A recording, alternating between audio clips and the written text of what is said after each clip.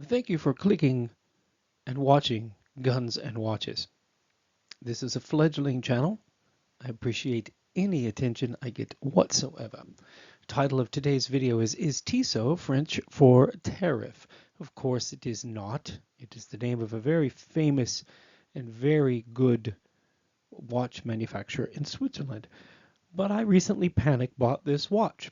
I had been looking online at videos and watching all these wonderful gentlemen explain the ins and outs of watches and the ups and downs and how they work. And I had my eye on this Tissot Gentleman Powermatic 80 Silicium with the wonderful green dial for quite a while. And when President Trump announced that he was going to launch tariffs on basically everything that moves, I decided I'd better pull the trigger on that. And I was right. Today I was watching a video by Mark from LongIslandWatch.com. This is a wonderful fellow. You should follow his channel. He is very down to earth and very much dedicated to creating watches that any person can enjoy. He is very much an everyman kind of guy, and he overshares. He shared the inside of his business.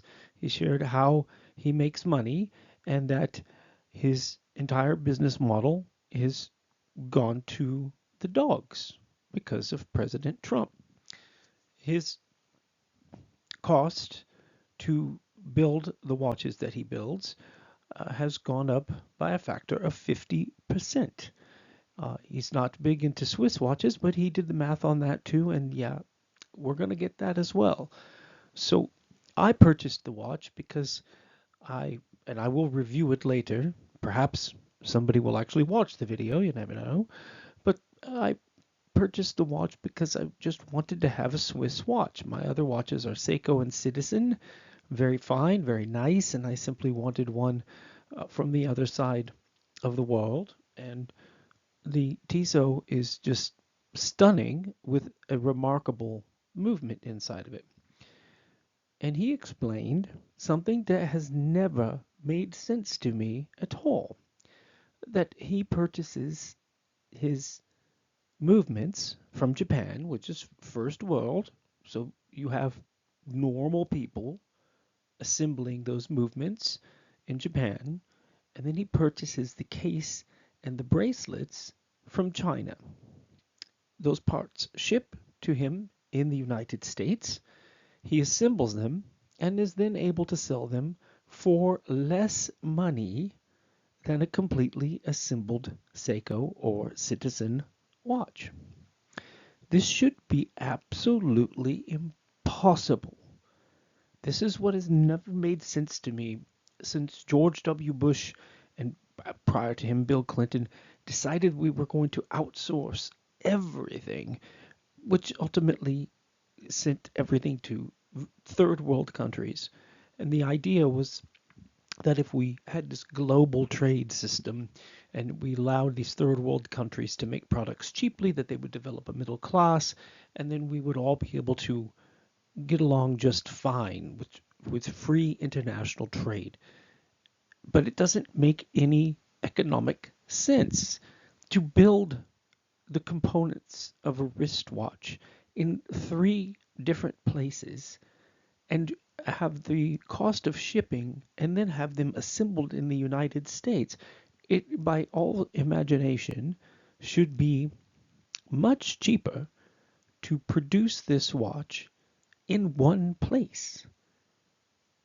And how all the shipping doesn't make this stuff so expensive has never made sense to me. Perhaps somebody can comment if you watch the video and let me know how this can be.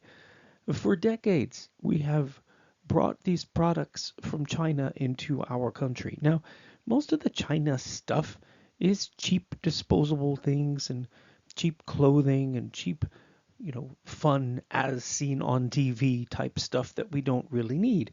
But we actually do the same thing with our automobiles. The part of the automobile is assembled is in one country. I had a Ford Ranger at one point that was built in like 5 or 6 different countries before it got to the United States, and then finally sold as an American car when the entire thing was assembled by an international cabal of different people.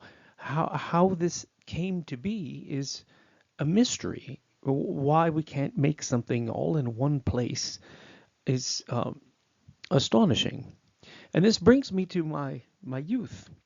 In the 1990s, the United States Navy had me in the wonderful country of Bahrain after Gulf War One, and at 19 years old, I very much was shocked to arrive in a country where the cabs were Mercedes-Benz and BMW. Those cars in the United States are generally considered luxury cars and very expensive comparatively. Cabs in the United States are normally Ford Crown Victorias or Chevy Impalas, cars from the United States that are reasonably priced. For us, a Mercedes or BMW is a luxury car that's generally considered upper echelon. But in the UAE, in the Bahrain, these cars are very common, and there are no American cars whatsoever unless somebody is super rich. The super rich have the Suburbans. The super rich have the General Motors and the Fords because those countries charge through the nose for American vehicles to be imported. And that's a little bit of a bummer for us to have an entire fleet, the Fifth Fleet of the United States Navy, replete with a battalion of Marines stationed in the Middle East for 20 years, protecting the entire region, why they would not purchase the automobiles from the country that is protecting them. When I got out of the Navy, the first swipe civilian college, I wrote a paper about how the rest of the world wasn't helping us either. That we were over there with 7 to 10 ships in the Persian Gulf constantly, patrolling Saddam, getting shot at, worried about chemical attacks nonstop. And only one time did a British destroyer sail by. And this is before Hong Kong went back to the Chinese. So they were just sailing by and pip pip and all that, and on their way to go check on their investments wherever they may be. One ship, one time. But the United States was doing all the heavy lifting. This bothers us over here. This bothers us greatly that we are footing the bill to patrol the entire world while the world is not buying our stuff. Didn't we find out that many countries are charging import taxes on our products in order for us to be priced out of the market? Well, this bothers a lot of us over here. And it should, because you guys have had it good for a really long time. Europe is a wonderful place. I've been there several times. I love it. I'm looking around at all of the things that I routinely buy from Europe, mostly Scotch, and now wristwatch, and the like. And we love to buy things from Europe in the United States. Actually, I have quite a few holsters from Falco that I get custom made in Czechoslovakia with Italian leather. We love Europe, and we love Japan, and we love international trade, but it's got to be fair. You guys have to pick up the tab once in a while. Why do we have to run every operation? If the French have a carrier, named Charles de Gaulle, first world carrier. The British are brave as can be. The Italians are incredibly brave. The Danes, you guys are not weak by any stretch of the imagination. So you should be able to run some operations and protect some parts of the world independently. And we'll certainly help you. But we also should have absolutely free trade between all of our allies. There should be no tariffs between anybody whatsoever. Now, here in the United States, if you're not from here, you don't probably don't know. You just think that it's all rainbows and unicorns and, overweight people stuffing their faces at restaurants all the time. Most of that's true. But our economy is fueled by service industry. By service industry, what I mean is we have real estate agents, we have insurance agents, and then we have retail. We don't have a lot of industry. There are a ton of IT jobs, but some of those are international as well. And one of the biggest things we have is our healthcare system. It's just the world's envy, both for profit and for advancements. But other than that, we have the energy sector. And every time the Democrats get all elected in this country, they want to shut our energy completely off. They decided that they were going to force us all into electric cars while also getting rid of electric power plants and not running any electrical lines whatsoever. So we have problems over here. We don't have industry. We do, but not as much as we should. And puts us at risk. We have $36 trillion in debt. We have mounting exposure all over the world with our military and finances. And we're expected to stave off China. We're expected to supply Ukraine with unlimited arms. And we're supposed to do it, but to pay for the privilege of protecting everybody. Well, that's irritating to some of us. And to President Trump, it's infuriating. He does not like being on the wrong end of deals. And when he looks around at our country, it looks like we're on the wrong end of every possible deal that we could be. So he levied tariffs, absurd tariffs. When he comes to find out how much of our medical testing supplies come from France, Germany, Italy, Japan, and that he's effectively shut down the medical system, he's going to have to eat some crow and probably back down. In other cases, maybe he's not going to back down. One little tidbit that people aren't aware of is why the big three automakers moved across our northern border. Why did they move into Canada? Because in the 2000s, they had a bunch of auto workers retiring, and the auto workers were being paid enormous amounts of money for health care for life. They had health care for life if they retired. $1,500 per car was going to the health care of workers who were not producing cars.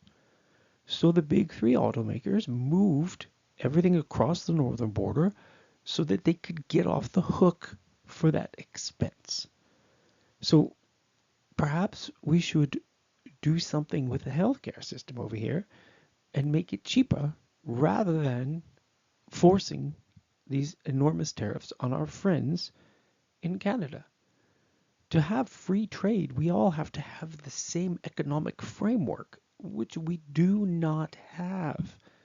Different countries have different abilities and different resources, so they have to have different economies. I know over here the conservatives are very, very enamored with saying, oh, it's this type of economics with that type of economics, but the world and industry is a big fat mess. The idea that we could just say, oh, well, this one size fits all thing is going to work, it's just not going to happen. It doesn't even work in our own country with 50 states. So I panic bought a Tissot because I wanted to get one before they became unavailable. It is a beautiful piece of jewelry, and so far, I've only had it a few days. So far, it is a superior timepiece to my other mechanical watches. I will be reviewing that before too long. And one industry before I go that we do have in the United States, this is guns and watches after all, is weapons. We make wonderful pistols, rifles, shotguns, revolvers. We make a lot of guns. in this country. And we buy a lot of guns, and we sell a lot of guns, and we buy a lot of ammunition. And European uh, weapon makers have to come here and set up shop if they want to make pistols in this country. My own CZ is made in the Czech Republic, a wonderful pistol, but my FN is made here in Virginia because FN wanted to bid on a government contract to outfit the Army with a new pistol several years ago, and I have this pistol. It's a wonderful pistol. I'll be reviewing that too on this channel. Hopefully somebody will watch one of these videos before long. So we do have industry, and we do know how to work steel, and we do know how to make bullets, and we do know how to make gunpowder, and bombs, and jets, and missiles. But that's not going to carry us. All that's doing is helping us go to war. It would be much more preferred if everybody dropped their guns and their tariffs, and we could just have freedom reign supreme. Thank you for watching. Please like, subscribe, comment, show me some love.